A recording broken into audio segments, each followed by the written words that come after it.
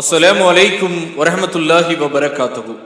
நாம் தண்ணீர் குடிக்கக்கூடிய நேரத்திலே இந்த வழிமுறையை நீங்கள் பயன்படுத்தி கொள்ளுங்கள். இது ஒரு அழகிய நபி மருந்தாகவும் இருக்கிறது என்பதை கவனத்தில் கொண்டு முஸ்லிம் என்கின்ற நபிமொழி தொகுப்பிலே 4126வது ஹதீஸாக அனஸ் ரலியல்லாஹு அன்ஹு அவர்கள் அறிவிக்கின்றார்கள். நபிகள் நாயகம் ஸல்லல்லாஹு அலைஹி வஸல்லம் அவர்கள் பருகும்போது 3 முறை மூச்சு விட்டு பருகி வந்தார்கள். மேலும் இதுவே நன்கு தாகத்தை தணிக்கக்கூடியதும் உடல் நல பாதுகாப்புக்கு ஏற்றதும் அழகிய முறையில் செரிக்க செய்யக்கூடியதும் ஆகும் என்று கூறினார்கள்.